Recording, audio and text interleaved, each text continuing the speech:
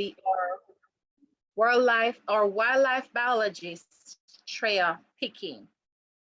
So Treya Picking is a wildlife biologist who is currently an environmental officer at the National Environment and Planning Agency, where she is responsible for ensuring the protection and conservation of Jamaica's protected fauna. Fauna means animals for those who are not of faith.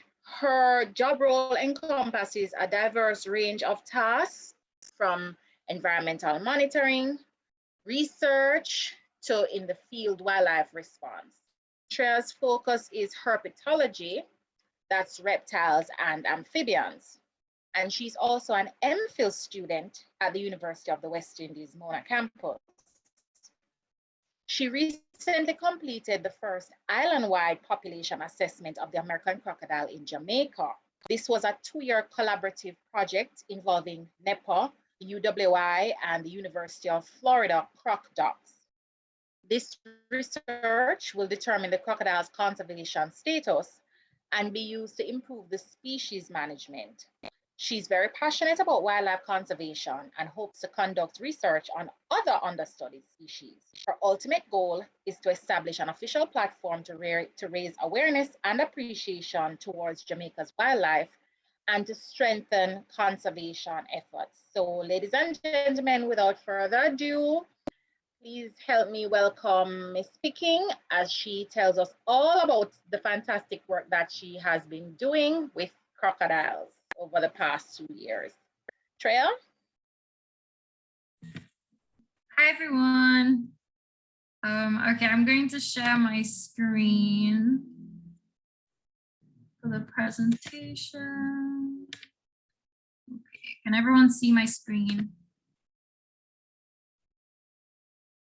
Yes, we can see it.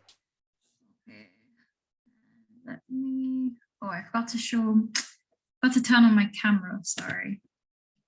How do I do that? 1 second. Would you prefer if I turn on my camera so everyone can see me talking? Is that more engaging?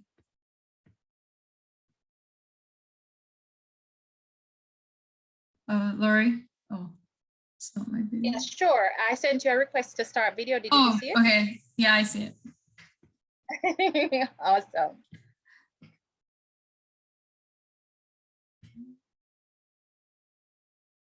Okay.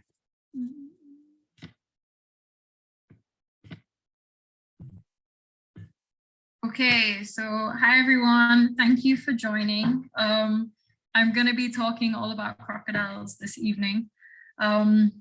Thanks for the introduction, Laurie. So yeah, I'm going to be, as the title suggests, reporting from the front line in regards to crocodile conservation in Jamaica.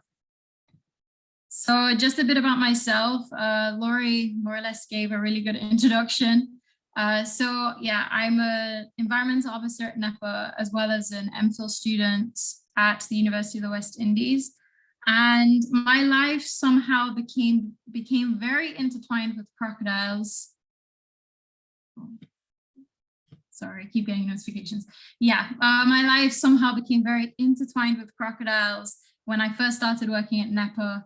I went on a few rescues and I kind of noticed the conservation gaps in this species. And I thought if I wanted to do a master's, I would want to really conduct my research on crocs and help to strengthen the conservation efforts. So I put out a lot of feelers, both in the local and international space, and a lot of opportunities came my way, which I was really grateful for. I got to take part. My first real croc research experience with it was with Prof. Byron Wilson in 2018 when he came back to conduct his long-term study of a few survey sites around the island. And I got to meet the kind of Jamaican croc community, which included Jan Powell, Lawrence Henriquez, Joe Oskalewski, and a few other international biologists. And then I got offered a scholarship, an internship scholarship to do an internship with the University of Florida Crocodile, and they're on the forefront of crocodilian research in Florida and the wider region. So I went up there, I got trained up and they helped me kickstart my proposal to do an island-wide assessment. And yeah, so I'll be talking about that today, and also just about what's being done in Jamaica, you know, the people involved in the amazing croc efforts, and of course, a bit of background about our crocodiles. So our crocs are Jamaica's largest native reptile. It's the only crocodilian species we have. Commonly, you know, people believe we have alligators, which is not the case. I think back in the days before our crocodiles were defined as American crocodiles, they were referred to as alligators, hence why quite a lot of our places in Jamaica have the word alligator in it. But in terms of alligator species, there are two true alligators, and this is the American alligator found in the States and the Chinese alligator found in that region. So our crocs, believe it or not, are typically shy and reclusive. They're more likely to flee at the sight of humans than attack, but there are a lot of misconceptions that surround this animal, which has led to a lot of hate and a lot of fear in our local communities. And they're quite important. Being apex predators, they keep a balance in the ecosystem. They keep our wetlands healthy. They're very opportunistic. They're opportunistic predators, so they literally eat everything in our waterways and keep it clean. They also create circulation within our thick mangrove roots, and they also create microhabitats for other, which, you know, it provides a habitat for a diverse range of species. And then they can be considered flagship species because when you protect the crocodile, you protect the wetland habitats, which then protects all of its biodiversity.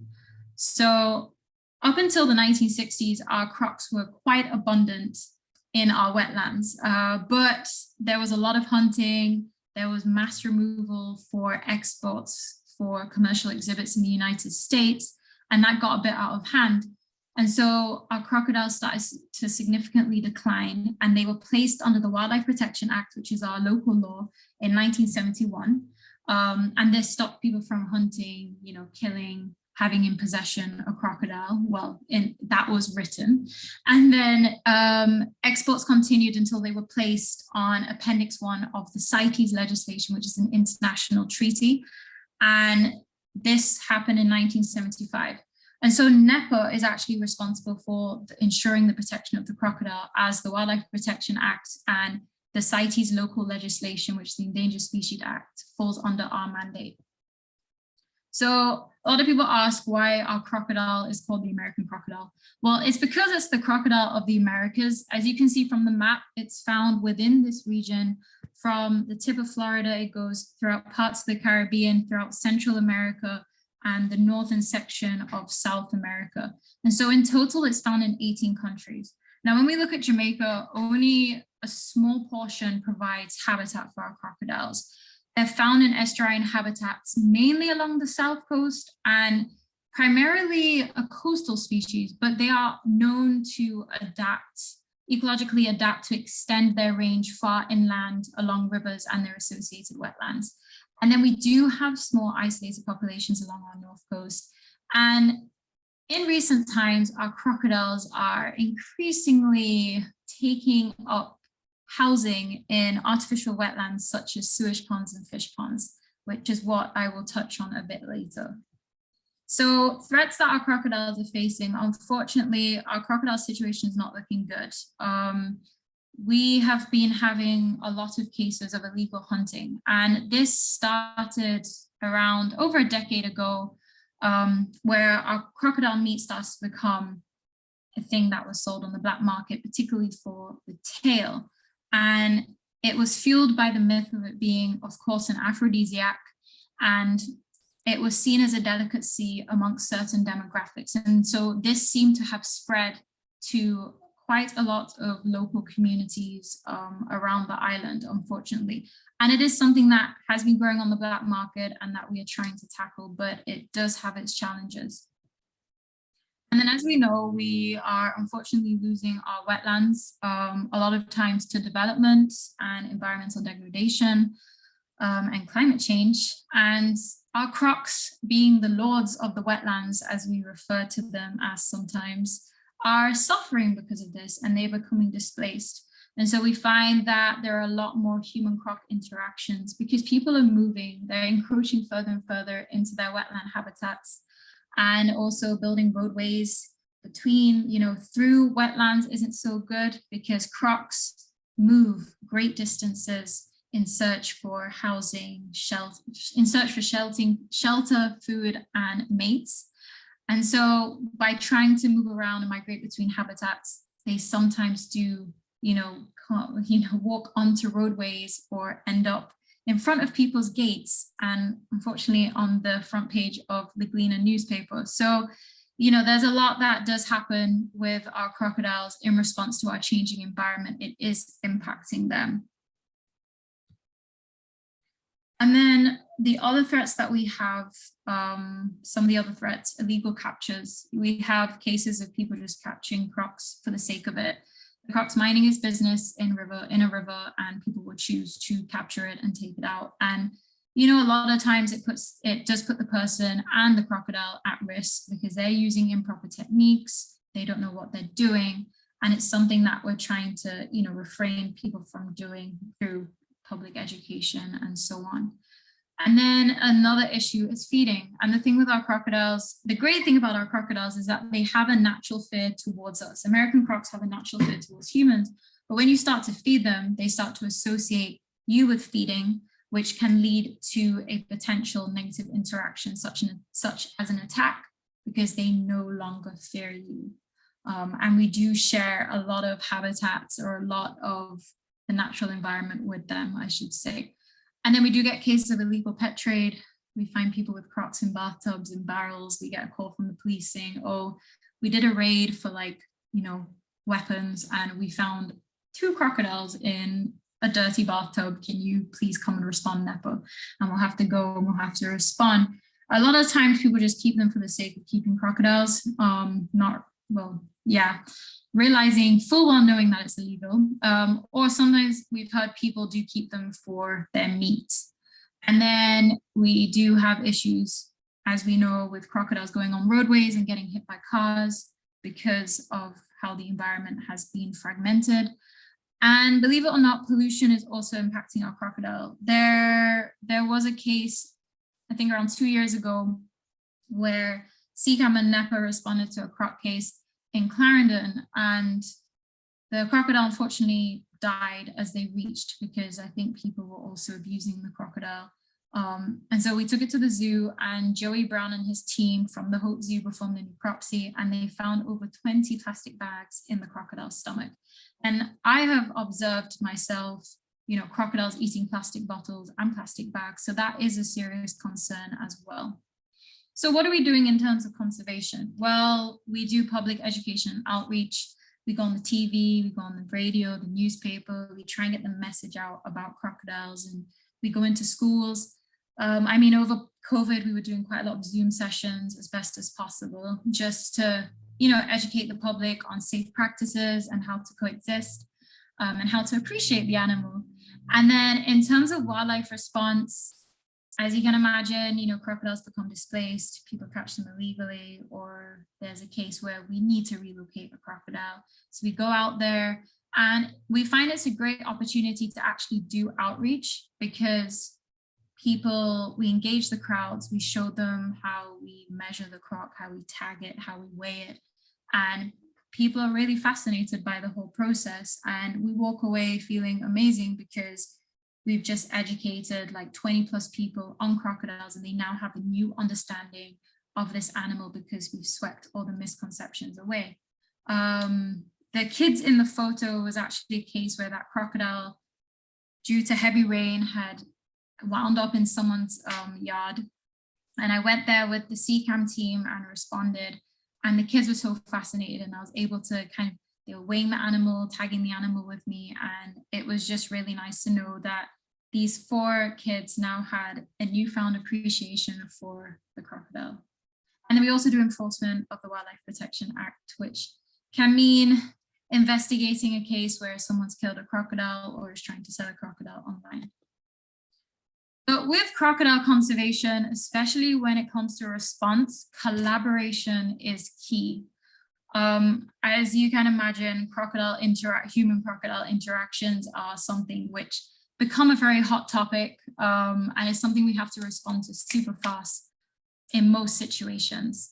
So we have various individuals and entities island-wide across various parishes who respond to different cases. If we get the call, we'll collaborate with them, we'll partner with them, and they'll go out and respond and give us the updates. And it's just amazing. I mean, some of the entities are UDC, CCAM, Hope Zoo, the Holland-based sanctuary, which is the first official crocodile sanctuary in Jamaica run by Mr. Lawrence Henriquez.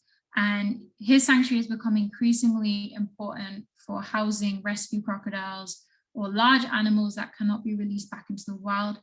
We also, in partner with NEPA, we established the first American Crocodile Head Start program there, which is being guided by the research that we're doing. And this may be the place that the next field trip is at. So I would encourage everyone to take part in that field trip, because it's one of my favorite places, going out there to just see the crocodiles and also to conduct research. So the other conservation effort, which is what I'm going to focus on, is research. There's been there's been studies on our crocs here and there, but there's never been an island-wide assessment. And with all the threats that our crocodiles are increasingly facing, we don't know how much they're being impacted by them. We don't know how the populations are doing in certain areas, what the,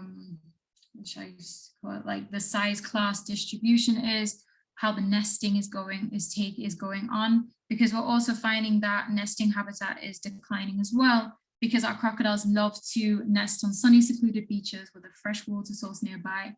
And that is rapidly decreasing in size. So there's a lot to consider when it comes to research. So with the proposal that I created, we secured funding and we got the island-wide survey going in March 2020, did it through COVID. It had its challenges, but it went really well regardless. And we wrapped it up in March 2022. And so this research will hopefully guide conservation priorities. It will help us to decide the immediate steps that we need to take in order to safeguard this species in Jamaica. So before I get into it, the project partners of this project were NEPA. So it was a NEPA project in collaboration with UE and the University of Florida Croc Docs. And so I was doing it as a NEPA environmental officer, spearheading this project, and also doing it as part of my master's research. So it was super fun. And then we got support funding provided by all three of those entities, in addition to the CB-FACE Jamaica Conservation Grant, which was amazing. And then the core team was myself and a research assistant who goes by Bobby. And then we also had the help of various individuals and entities island-wide who assisted us on various surveys in their respected areas. And we also partnered with local fishermen and community members. So the aim of the survey was to do the first island-wide assessment and to determine the crocodile's conservation status. And I'm just going to be talking a bit on the first objective, which was all about evaluating the distribution, abundance, and body condition of the animal. So in terms of our methodology, crocs are pretty special. Oh, wait, it's not the time yet. First of all, the study site. So yeah, our study site was our island. The thing with crocodiles is they can literally live in every nook and cranny. We find that crocodiles are extremely adaptable in light of a very changing climate. I mean, when we look at the case of Portmore, which I forgot to mention earlier, Portmore, over time, it used to be a wetland, and then it's now become one of the largest urban areas, and crocodiles have managed to adapt by using the intricate canal systems throughout that huge community to just move between the sewage ponds and the other various wetlands along the coast. And so that is quite a unique case study of how crocs have adapted in light of habitat loss and fragmentation in that area. So we managed to do 8 parishes. I would have loved to do every single parish, but we chose sites based on, you know, what were listed as major wetlands, what were historically listed as crocodile habitats, and we chose sites that were representative of the wider area. And so in total, we had 36 survey sites. We also had to choose sites based on access, security risk, because we were surveying at night and some areas are not where you really want to be on your own at night. So we had to kind of balance that as well. And then we had time constraints to deal with and budget constraints. And we chose various habitats such as mangrove swamps, coastal lagoons, rivers, sewage ponds, fish ponds, and canals. So we got a very wide and diverse sample to work with. So our fieldwork was over a 2-year period. We split up our surveys into the wet and dry season. So our wet season was from April to November, and our dry season was from December to March, yes. And the best way of conducting population studies with crocodiles is actually at night, because that's when they're most active, and you can use a flashlight which reflects off their eyes and creates like an orangey glow. And so it's quite easy to detect them versus during the day. So we did surveys at night. We did most sites. We did, I think, I'll get to that in the next section, but we tried to repeat all of our sites 4 times. But we did have our core sites, which I think was around 22 sites out of the 36. And so we did collect environmental data on every survey, and this was air, water temp, salinity, wind speed. And we took like observations of what the weather conditions were like.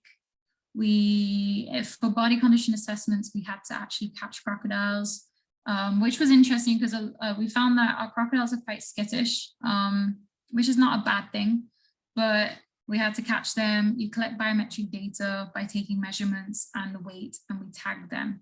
And then we did nesting assessments, but we found it quite hard to identify nests because not a lot of research has been done on where our crocodiles are exactly nesting.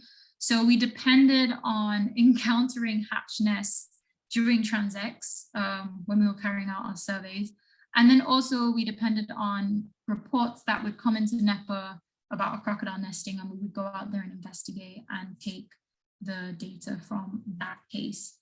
And then in terms of our recon and stuff, we use technology such as drones to assess certain sites to see if we were able to use them as a survey site.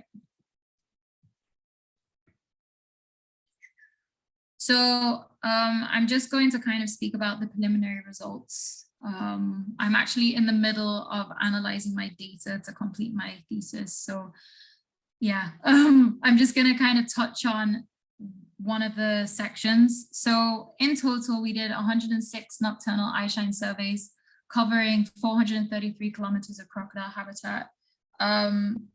We managed to repeat for 61% of the sites, which is 22 out of 36, 4 times. And then the other sites we would do between 1 to 3 times.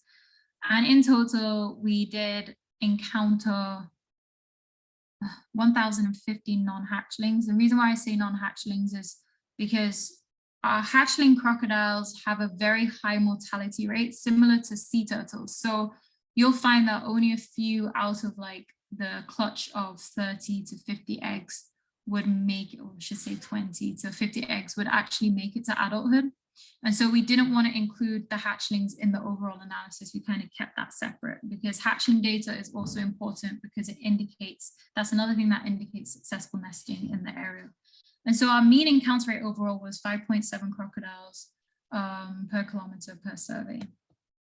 So when we looked at size class distribution, we found that the class with the highest amount were juvenile crocodiles, followed by sub-adults, followed by adults. So adults were the lowest, had the lowest count of crocodiles that we encountered. But for crocodiles that we weren't able to determine the size estimate, because so basically what I forgot to mention in the methodology, every time we saw a crocodile, we would try and get as close as possible, whether we did it by, I also forgot to mention, whether we did it by boats, we did some by boat, like motorboat, we did some by canoe, we did some by kayak, we did some by foot, like the sewage ponds, we did some by car. And so it really depended on the transect.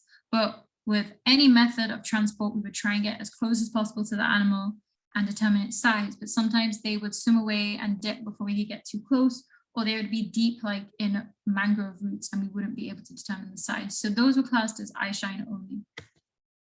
And then in terms of the mean encounter rates, this is what we found overall.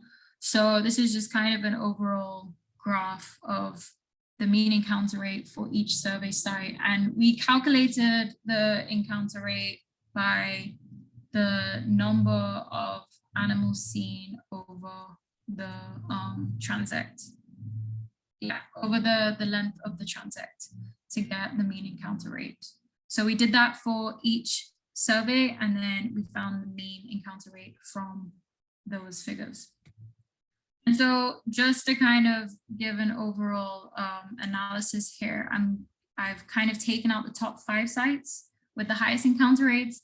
And what's interesting is that they're all in the parish of St. Catherine, which indicates that St. Catherine has the highest, I mean, so far, just based on this, that St. Catherine possibly has the highest concentration of crocodiles in the island.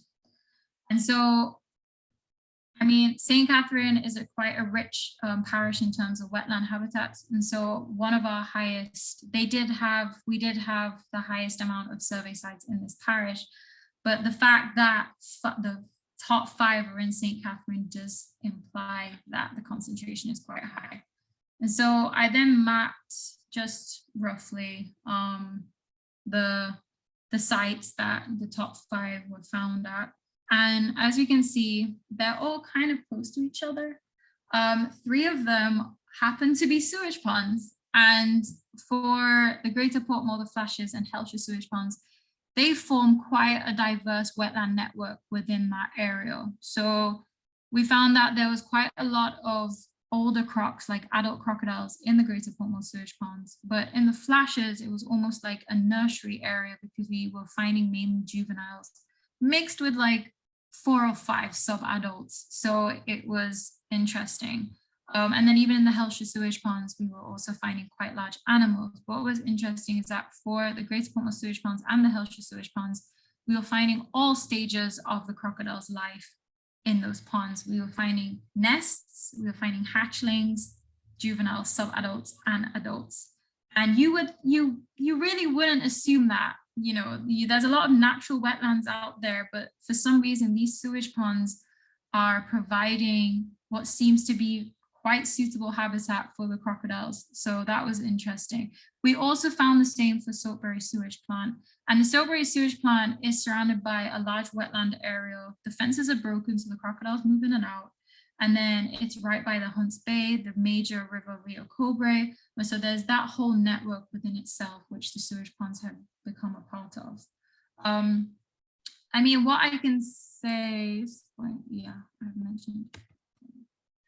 So from like those preliminary results, we can see that our crocodile population is quite young. We're seeing newly recruited juveniles, which isn't a bad thing because it shows that our population is still very much producing and growing. And that kind of was the fear because we're finding, you know, we're not finding a lot of nests. So we're wondering, okay, where are these females nesting? And it is possible that because of the reduction in nesting habitat, the females themselves are having to adapt and nest in unfavorable conditions, such as on the banks of sewage ponds and in more near man-made areas. Because we did have quite a few nests where it was like, oh, this isn't a good spot. So that's also quite interesting how that's kind of playing out, and we're still getting a young population, which is a good indication that our crocodiles are still growing and flourishing in certain areas. So crocodiles classified as eyeshine only were likely larger animals. Based on literature, larger animals tend to be warier than the small ones. So we're assuming that quite a lot of them were larger animals, but we also have to consider the possibility that The low number of adults was also due to the fact that a lot of the illegal hunting is targeting the larger animals. Just based on the reports that we get and what we hear, the anecdotal evidence, it seems like, yeah, the larger animals are being targeted. And, you know, we have quite a lot of cases where there was one large male, which used to be in one river and kind of roam around, and he was well known. And one day he was killed, and it's very evident. So we have quite a lot of cases like that. And, you know, it takes quite a long time for crocodiles to grow to say 10, 11, 12 plus feet. The largest animal we have right now that we know of in the wild is 14 feet. And his name is Terrace, and he's along the Black River. He's one of our favorites to watch. But like, he is probably easily 50 years plus. So when you remove a large animal out of the ecosystem, you remove an animal that's extremely important to the area that it inhabits, and also it's one of the important breeders of the croc population, and they, you know, create a balance as well. They're very territorial and they do control certain ecosystems. Sometimes it's a bad thing because these large animals are quite territorial, and so they'll take up 5 kilometers of a river versus you could have 20 smaller animals in that space. So there's also that, but it is important for us to have, for every single, you know, size class, for the size class distribution to be somewhat even. And so when I look back at historical data that has been, that I have had access to, I've started to try and see if I can standardize it to try and compare, you know, my numbers, my counts to their data. And so far, like the few cases that I've seen or been able to kind of apprehend, it seems like the crocodile population is declining in certain areas. So I'll definitely be looking more into that to see if there can be a comparison. Also, Prof. Byron Wilson had done a long-term study on crocodile populations in certain areas. So actually with the island-wide assessments, I replicated his transects so that hopefully in the next year or so, we can collaborate or even sooner and try and do like a comparison between what we saw then when he was doing his surveys and what we're seeing now in these specific areas, which could represent what's happening to like the population trend island-wide.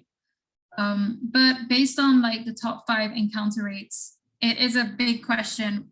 Why are we seeing such a high concentration of crocodiles in a growing urban area? And what are the implications for this? You know, is it that the crocodiles prefer these nutrient-rich waters? Is it that the crocodiles are living in these sewage ponds because this is where they feel safe? You know, poachers don't really target crocodiles in these environments for obvious reasons, but is it that the crocodiles feel safer in these areas? And is it that the food source is sustainable? Is it decent enough for the crocodiles to be able to exist here? But then again, we have to remember that our crocodiles are moving in and out of these areas because they do move around a lot. So it's not like they're staying in these sewage ponds indefinitely. They are probably moving out if they need to seek food or seek better habitat. So there's also that. So yeah, the sewage ponds, there's something I want to look into, like the implications long-term on the body condition of crocs, on their health, and what this means for human-crocodile interactions in the area. So with that being said, what's next? Well, we're going to hopefully continue to strengthen crocodile conservation efforts in Jamaica.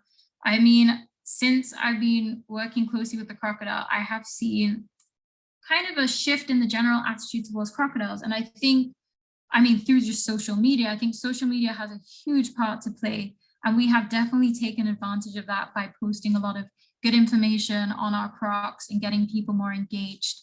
And so this social media era isn't such a bad thing after all. It can be used for good when it comes to wildlife awareness topics. The other thing I want to do is more research. There's so many more topics I want to explore with our crocodiles. There is so much potential for more research to be done, and it would be great to get more people involved, more biologists involved to conduct research on this species as well. And then I want to do more community outreach. We know that in order to protect an animal, you need to engage the local communities. You've got to get them on board. And even like doing like a game warden program, which we have doing that more widespread and having people monitor the population on the ground, and even doing something like encouraging ecotourism in certain areas could also offer incentive to the community to protect the animal. And then we've been developing some new educational material, which we want to kind of get out more to schools and the wider public, which would be good. More media presence is needed, more campaigns. You want to continue to spread the Jam Croc love and encourage safe coexistence. And the thing is, it is possible to coexist with this animal. They were here long before us. Fortunately, our species of crocodile we have here is quite shy and reclusive, so that makes it a bit easier. But it is possible, and that is something that we just want to continue to encourage. And these are just some of the entities and individuals that I want to thank. I want to thank NEPA, University of Florida Croc Docs in UE for their support and being part of, these entities. And then the CDFACE Jamaica Conservation Grant, my research assistant, Bobby, my supervisors for my MPhil, Dr. David Smith at UE, Prof. Frank Rizzotti at UF, and Dr. Sergio Balaguer-Arena at UF as well. And then my NEPA team, my NEPA colleagues who I work really closely with and are all amazing, and all the individuals and entities involved in crocodile conservation work here. And then Prof. Byron Wilson and the international croc community that I'm a part of. Oh, and this is just, I like to put this in slides about crocodiles, just spreading some croc facts. But the 3 key things about how to be what we call croc-wise is to leave, respect, and avoid. So leave crocodiles alone, just respect their space, always keep a safe distance, and avoid swimming in certain wetland habitats, especially at night. Thank you for listening. Any questions?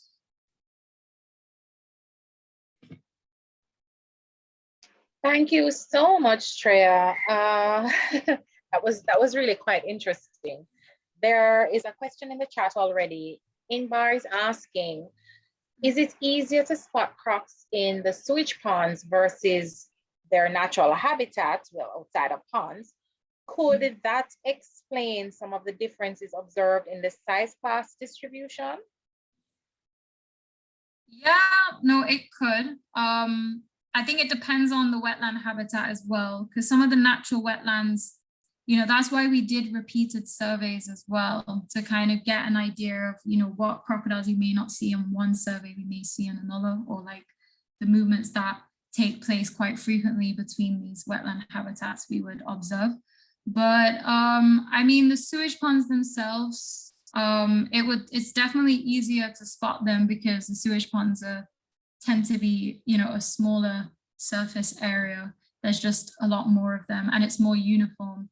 So that could be because, as I was saying, the larger ones tend to be more warier, and in sewage ponds, they tend to kind of show themselves more, and having a higher level of the adults in these artificial wetlands could be also due to not seeing them as much in the natural wetlands due to detection rates. So that is something that, I will consider, especially in like the statistical analysis that we will be using.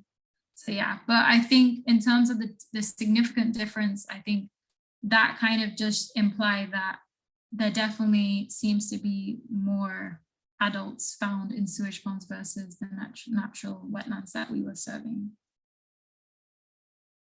Okay, thanks, Treya. Jamila, you have your hand up. Yes, first I would like to say that was a great presentation. Thank you. As a master's student myself, I know the hurdles that you can face while doing this. I do have a few questions, but I'll ask one at a time and I'll allow other people to go before I ask anymore. My first one was, you do focus on encounter rate.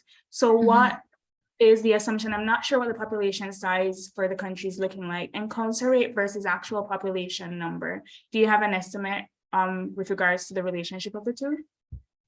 No, not yet. So I'm kind of at the beginning of my analysis. And I think for my master's, at the master's level, I'll be using mainly encounter rates. That's something that's kind of the baseline approach that's normally used. But then there are other statistical modeling like N mixture modeling and stuff that I'm yet to learn to kind of use, because I have the population counts across the various sites, across the various seasons that I did.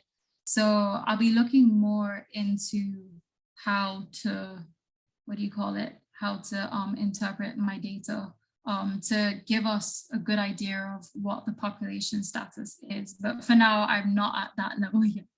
I should be working on that soon.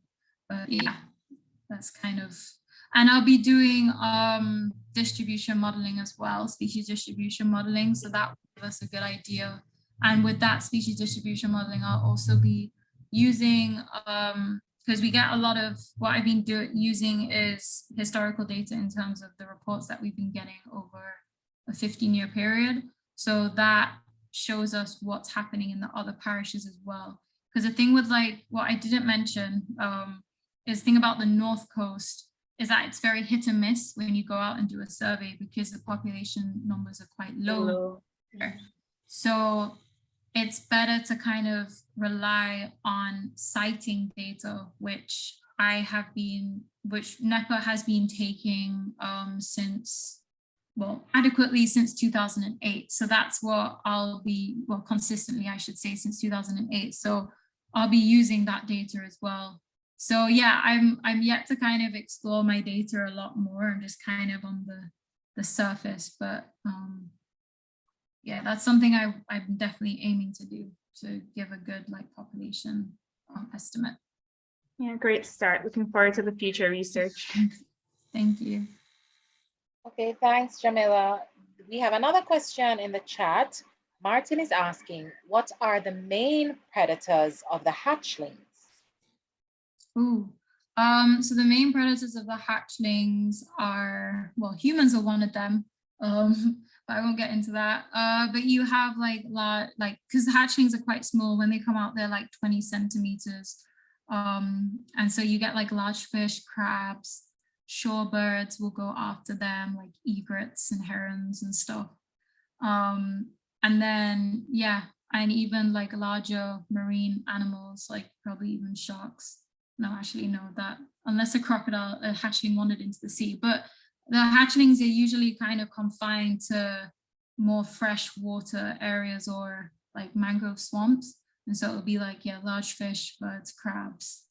And yeah, and reason why I said humans is because we get quite a lot of cases of people going like crab hunting and coming, which coincides with the peak hatchling season, which is like June, July, August. And so they'll come across hatchlings and sometimes they will take them home and then we get reports about it. So that I also consider humans to be one of the predators. And then the other issue we have is hatchlings can become extremely dehydrated if the habitat that they're in, the nursery habitat, is too high in salinity.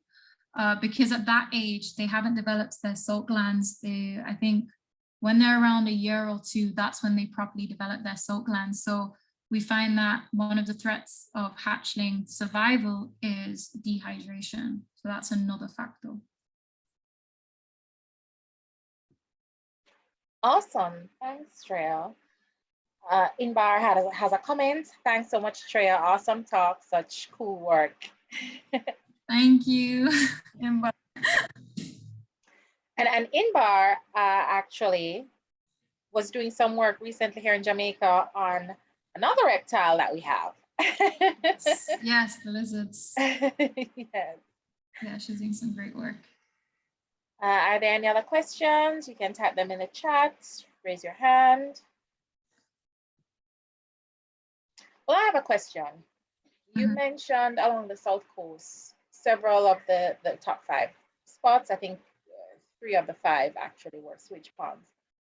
But the flashes may be close in proximity to the sewage plants, but Manatee Bay is nothing like the sewage ponds. So that is a completely different type of setup.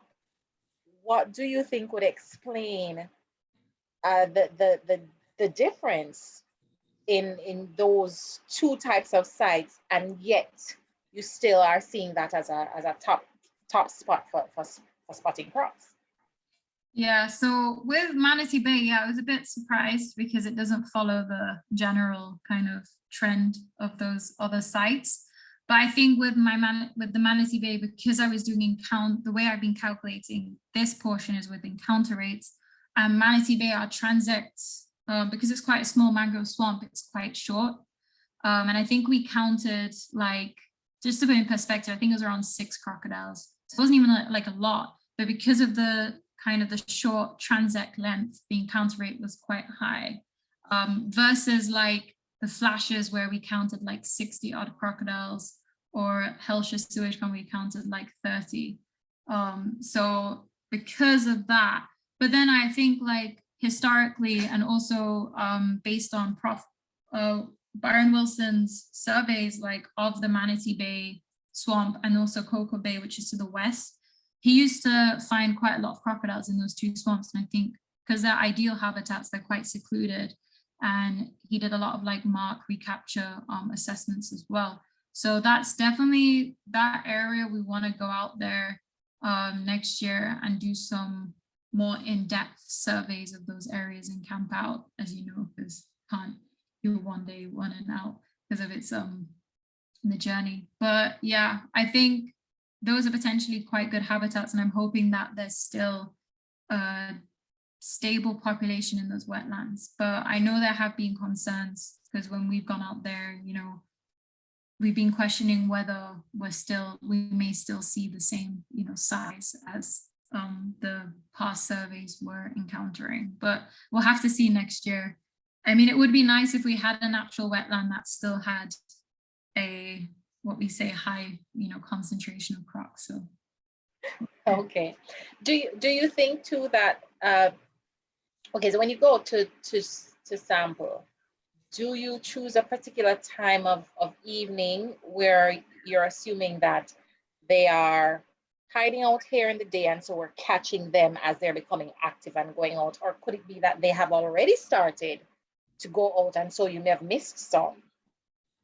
Yeah, that probably does happen, because sometimes with these coastal wetlands we'll see crocodiles like coming in when we're like finishing the survey. I mean, not all the time, but now and again. So it's really hard to kind of judge the movements, but that's why we have to do like repeated surveys to get a better estimate. But I think there is this kind of whole conversation in the croc community about the best time to survey crocodiles, because it's always kind of been in the literature, start right after sunset and do the survey for a few hours. But there's some people or some scientists in other parts of the world that are actually doing, like, starting their surveys at like 11 o'clock at night or after midnight, because they think that they encounter more crocodiles. So that would definitely be a whole study within itself to kind of see when is the best time to survey crocodiles, and does it vary across the different types of crocodilian species that we have, or the different countries, or the different climatic conditions. So yeah, it's really hard to say. Wow, you have lots of work to do, Treya. Okay,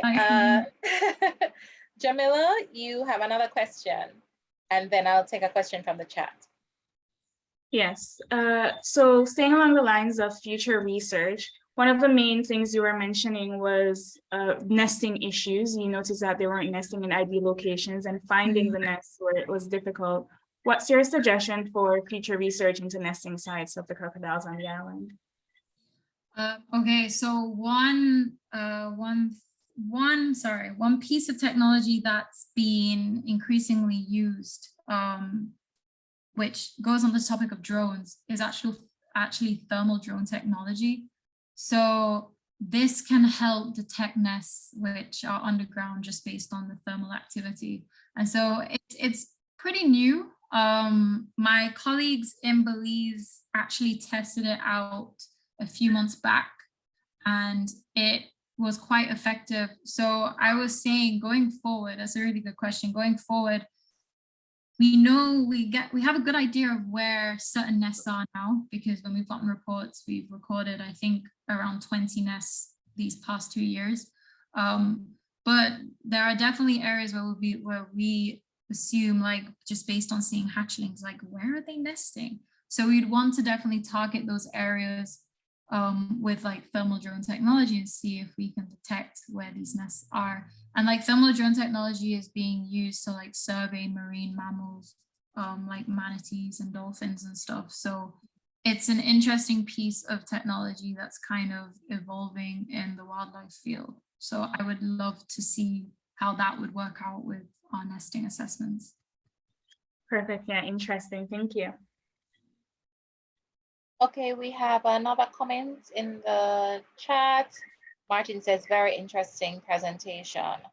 Chanel is asking, in regards to the hatchlings, was there a greater mortality rate at the sewage ponds or in the wetlands? That's hard to say. Because we weren't marking the hatchlings to kind of determine if their survival rate. We're more just observing. But I'm actually trying to think, because there were definitely some cases where we would survey at the beginning of hatchling season, and then with the second survey we wouldn't see any, I think. But it's hard to say if the hatchlings either moved out of the area or if, yeah, indeed they did not make it, which was probably likely for most of them. But trying to think, I think, Lori, at the Hellshire sewage ponds, they seem to do quite well. The hatchlings. But they do. But it's hard to tell, because I think the last 2 surveys I did there, we counted more or less the same amount, but it could have been in addition to like a nest. So it's an interesting question, because that's something we would definitely want to look into, like how well are the hatchlings doing in the sewage ponds versus the natural wetlands. Yeah, that's interesting. And just based on what I've seen, I think it really depends on the state of the sewage pond in terms of how nasty it is. But I think the hatchlings are maybe more protected in those areas. I mean, there are a lot of birds around, but then you're not getting the big fish and the crabs and the humans. So in terms of those threats, it may be a bit better. And there's no salinity, it's just sewage water. So okay, so Inbar was asking, is it also possible to detect non-hatchling individuals from thermal drones? Are the crocs warm enough to stand out from the background? Thermal drones or even by the use of night vision drones? I'm trying to remember how I'm not 100% sure. I know that when they did the thermal drone technology in Belize, they were detecting crocodiles with it. There's a lot of studies being done on the use of drone technology with monitoring crocodile populations, because a lot of croc populations may be found in very vast wetlands, which are very hard to cover or take a long time. So it's this whole conversation about how we could more effectively monitor a population and be more cost effective and efficient. So, but I think with thermal drone technology, you can detect crocs on it, but I don't know how well. But a lot of the times, like, they are using drones to do daytime population assessments, because you can also assess crocs during the day. So there's that as well. Okay, awesome. Damien has made a comment here. There are a number of invasives that are actually eating hatchlings at the sewage plants, such as cats, birds, mongooses, and dogs. So everywhere we go, we do have an invasive problem. I suppose one of the things you could look at, though, is how successful are the females in these areas at finding nests and how large are the clutch sizes and so on. So even if they're being consumed, if you have several of them surviving, it may be because of the numbers. I don't know. Damani has a... Yeah, that's interesting. Thanks for that, Damien. Yeah, Damani says, with increasing overlap of habitats and tourism interests, what do you think the approach should be going forward, especially addressing those in tourism? Are you talking about a Black River Safari, Damani? Wait, what do you say? What should be the with increasing overlap of habitats and tourism interests? What do you think the approach should be going forward, especially addressing those in tourism?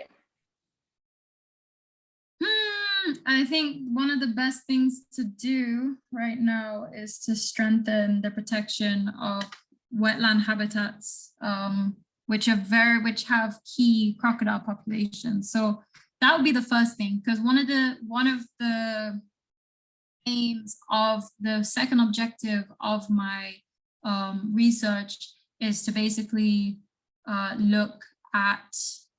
do a habitat analysis and look at species distribution modeling across Jamaica and identify key, critical conservation areas, which we call crocodile conservation units. And then that would hopefully inform policy so that areas where like Font Hill, which needs to be protected forever, and Manatee Bay and other like Black River, Milk River, Alligator Hole River, Whole Canoe Valley, like all of those areas, they just need to be left alone, because with the whole tourism development, there is this scare or this concern that it's going to move into the South Coast. I don't know at what capacity, I don't know to what degree, but like even along the North Coast, I mean, luckily our crocodile populations along there are very far and few in between, but we do have small pockets. And when a crocodile swims in the sea and is seen by a certain hotel chain, it's all hell breaks loose. And that's the thing, that's the other thing. If there is going to be this movement or this to develop certain parts of the South Coast for tourism, then it needs to be done in keeping in mind with how fragile our ecosystems are along the South Coast and how beautiful they are, and certain wildlife will come with the package if they decide to place their hotels in certain areas. But like just looking at other places like Mexico, Costa Rica, you name it, Belize, that have key hotel and key tourism areas within crocodile habitat, they coexist. I'm part of the IUCN Crocodile Specialist Group, and I was just at the meeting in Mexico, and one of the members was presenting on the code or the protocol that they have in Mexico and also in Costa Rica when it comes to human crocodile interactions in these tourist areas, and how they deal with it, how at the same time they still basically encourage people to appreciate and coexist with the crocodile. So it is possible, but I think with Jamaica, because of our culture when it comes to our environment, and we're still kind of learning to coexist sustainably with it, it is going to take a lot if that approach is taken. So yeah. Okay, well, Damani did clarify he was talking about beaches, but you've really spoken about he was talking about beaches? But what you've said really just speaks about the sum total of tourism along the coast in general, and how that can be integrated, if it can, with some of the crocodile habitats that we have.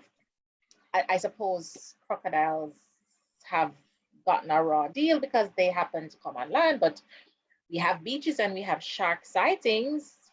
Exactly.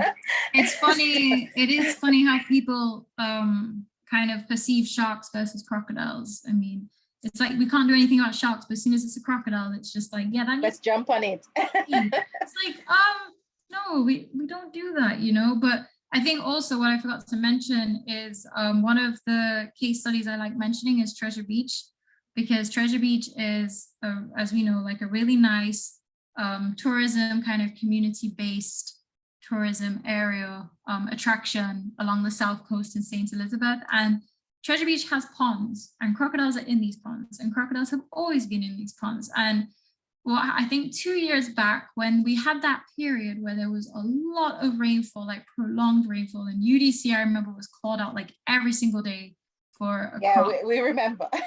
Oh, a croc response in Portmore. Yeah, that was a crazy time. The same was happening in Treasure Beach, not to that extent, but we had, I think, 4 very close cases, like in terms of timing. So a lot of the stakeholders were extremely worried.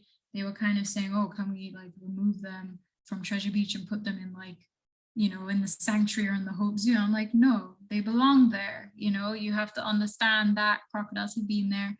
But the way forward, which was actually really cool, I worked with my supervisor, Dr. Smith, and Diana Morrison, who's also at UE and who's part of the Treasure Beach community. And we formed a community croc group. Because there are some guys down there who would always respond, who love crocodiles.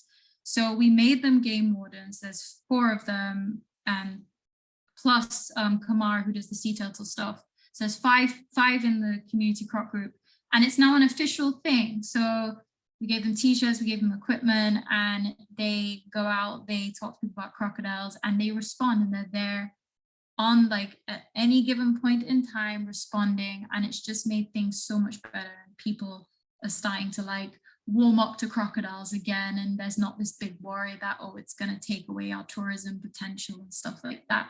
So I think that's another approach to take if you're developing tourism in a certain area. You need to have people on the ground who are kind of doing damage control and also looking out for the crocs and the people. Okay. And then the chance of a crocodile attacking you is really not that high, because they're really out there all the time minding their own business. Yeah, we're quite fortunate. The attacks are kind of far and few in between. And like, I think since 1847, we've had 4 fatal attacks. And then in terms of non-fatal, a lot of them are associated with bad fishing practices. And as we know, like our spear fishermen, they like to be live bait by putting the bleeding fish on their body.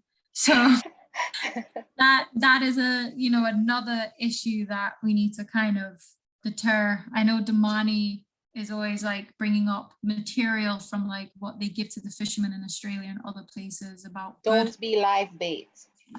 Yeah, don't be live bait. So that's something else that needs to be addressed. And I mean, we look at like Hellshire Beach, where crocs are probably swimming around. We just don't know while people are in the water, and you know, we hardly get any negative interactions. So I always like to give people certain examples to put things into perspective when they're worried about crocodile presence.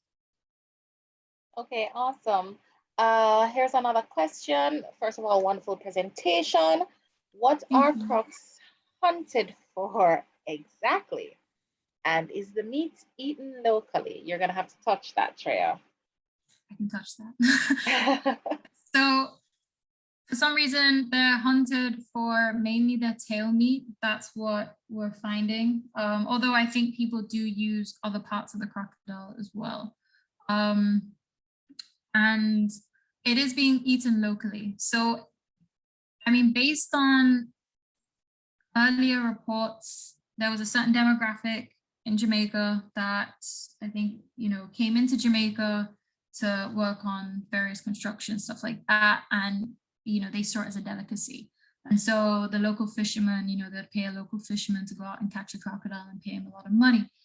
And then this kind of culture spread to local communities because there was also this myth about it being an aphrodisiac, which seems to be the driver a lot of our illegal wildlife consumption in Jamaica, which is really unfortunate and based on no scientific evidence whatsoever. So that started happening, and it's become a thing. Like, we're hearing like how much it's valued now on the market. we've even heard, like, had people come up to us and not knowing we're NEPA and offer to like catch a crocodile to sell it to us. So it seems to be widely done. And yeah, I mean, in other countries, you know, crocodiles are farmed for their skin, their meat, and other byproducts. But in Jamaica, it's illegal. There's quite a few countries, depending on the species and its status on CITES appendix, it's strictly protected. And in Jamaica, that is the case. So yeah. Okay, thanks a lot, Treya. Are there any other questions or comments?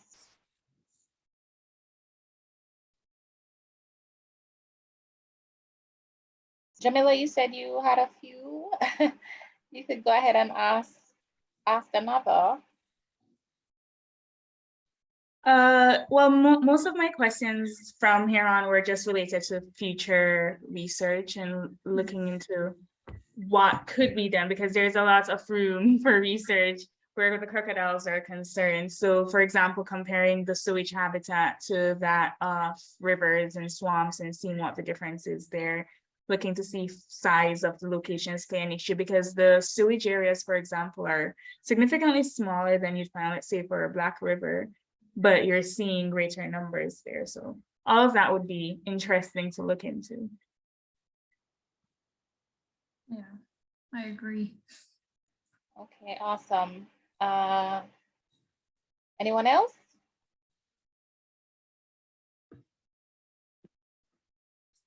Okay, if there are no other questions, Treya, could you leave us with one final thought about the American crocodile? Wait, what do you mean?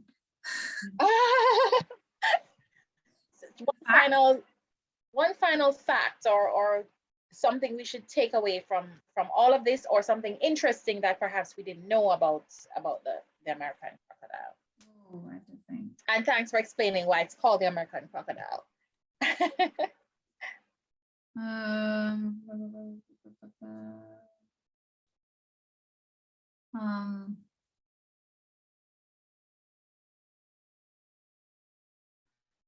I can never think of these things on the spot. On the spot.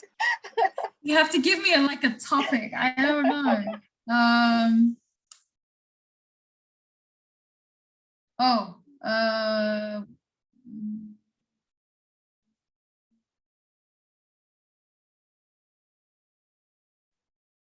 Maybe compare them to Australian crocs. Oh. Well, like historically, American crocodiles, based on past literature, could grow up to like 20 feet, which is absolutely huge. And like the saltwater crocodiles in Australia, they're very similar. You still find their species in the wild at those lengths, which is super interesting.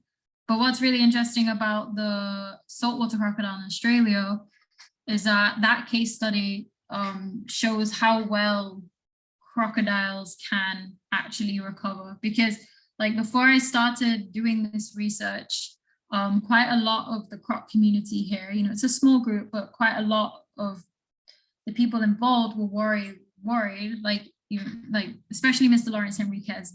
He's been working with the crocodile for like the past 30, 40 years of his life. And he saw like in certain situations, like the crocodile has significantly declined based on his observations. And so a lot of people were scared, like, are crocodiles on the brink of extinction? But what's really interesting about crocodiles, they seem to be very resilient animals, which can adapt to a lot of change, as we have seen with our sewage pond crocs in certain areas. And in Australia, like the saltwater crocodile was once hunted to near extinction. And now it's so abundant that there's this campaign to cull the population right now. That's something they're battling with, because with the Australian crocodile, they're a lot more vicious. So you have a lot more attacks because they go for much larger prey.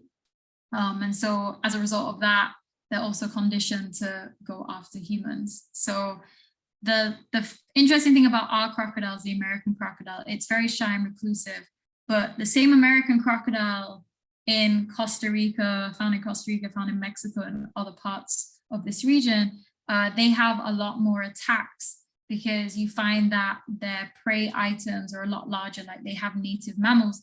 And so the crocs are used to going after larger, prey, and they have maybe a larger percentage of males, like larger males, like growing up to like 15, 16 feet.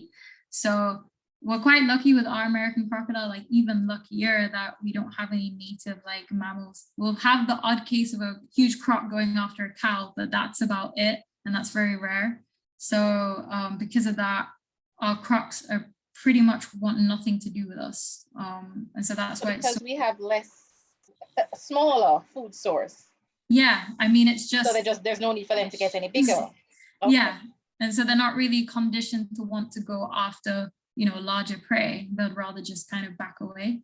But that's why like even feeding is something that's a huge issue, because that could potentially result in an attack, because you'll have a crocodile like being fed at a sewage pond. It will go onto a beach where people are swimming, and you don't want a situation where the crocodile is brave enough to go up to a person. So yeah, there's that concern. But in terms of like what we have in Jamaica, we're quite lucky.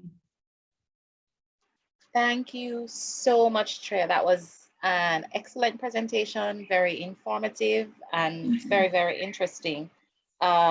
Rosemary has said thanks for a great presentation. So thank you so very much again, Treya, and thank you to all the participants. I know it's after 8, persons must be tired, it's the middle of the week, but we thank you so much for joining this and all our other sessions. We try to have one at least each month.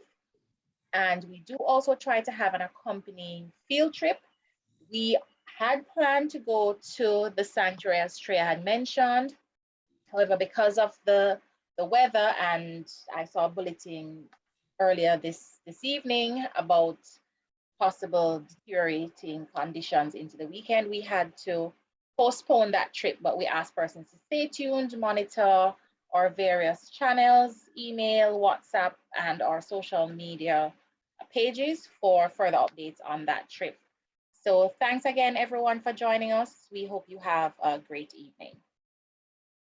Thank you. You're welcome. Yeah.